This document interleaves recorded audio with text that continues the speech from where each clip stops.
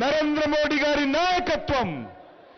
జై శ్రీరామ్, జై శ్రీరామ్. బహుజనులు, బడుగులు, వెనుకబడిన వర్గాలు, ఈ దేశంలో ఉన్నటువంటి 140 కోట్ల మంది ప్రజలకు ఆశాజ్యోతి, सबके साथ सबका विकास, सबका विश्वास, सबका प्रयास నినాదంతో ఈరోజు మనస వాచ కర్మన పాటిస్తున్నటువంటి మన ప్రియతమ నాయకులు మన దేశ ప్రధానమంత్రి నరేంద్ర మోడీ గారికి ఈ తెలంగాణ గడ్డ మీద తెలంగాణలో ఉన్నటువంటి బడుగు బలైన వర్గాల ప్రజల తరఫున 4 కోట్ల మంది ప్రజల తరఫున మనస్ఫూర్తిగా స్వాగతం పలుకుతా ఉన్నాను. 10 ఏళ్ల క్రితం ఇదే స్టేడియంలో పార్లమెంట్ ఎన్నికలకు ముందు గుజరాత్ ముఖ్యమంత్రిగా ఇదే స్టేడియంకు మన ప్రియతమ ప్రధానమంత్రి నరేంద్ర మోడీ గారు వచ్చారు. ఆ సభ దేశ చరిత్రలో ఒక మార్పుకు నాంది కలిగింది. ఆ సభ తర్వాతనే నరేంద్ర మోడీ గారు ఈ దేశానికి ప్రధానమంత్రి కావడం జరిగింది.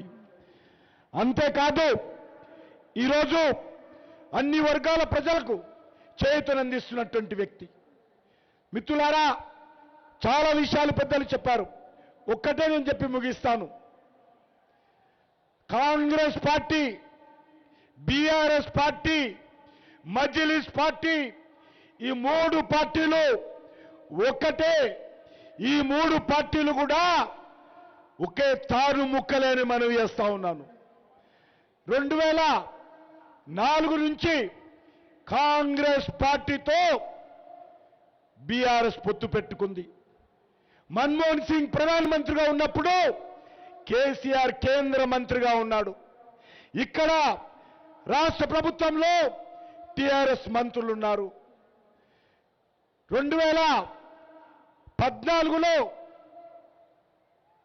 8 మంది ఎమ్మెల్యేలు చేయి మీద గుర్తు గెలిచినటువంటి వాళ్ళు బీఆర్ఎస్ పార్టీకి వెళ్ళారు.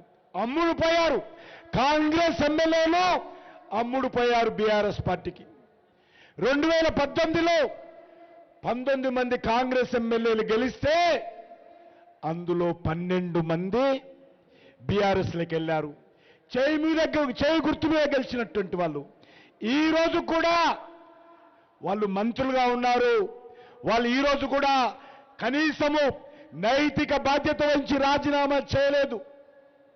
అంతేకాదు ఇటీవల రాష్ట్రపతి ఎన్నికల్లో ఒక గిరిజన బిడ్డ, మన ప్రధానమంత్రి గారు ఒక గిరిజన బిడ్డ అయినటువంటి నేటి రాష్ట్రపతిగా ఉన్నటువంటి ఆ రోజు బీజేపీ అభ్యర్థిగా ద్రౌపది ముర్ము గారు హైదరాబాద్కు వస్తే ఎవరు స్వాగతం పలికారు? ఆ రోజు ఎవరు రాలే? భారతీయ జనతా పార్టీ తప్ప. కానీ అదే కాంగ్రెస్ పార్టీ అభ్యర్థి ఈ రాష్ట్రానికి వస్తే కేసీఆర్ కుటుంబం అంతా కూడా, బీఆర్ఎస్ పార్టీ అంతా కూడా హైదరాబాద్లో ఊరేగింపు పెట్టి కాంగ్రెస్ అభ్యర్థికి స్వాగతం పలికి నరేంద్ర మోడీ గారి మీటింగ్లో అనేక రకాలుగా విమర్శించి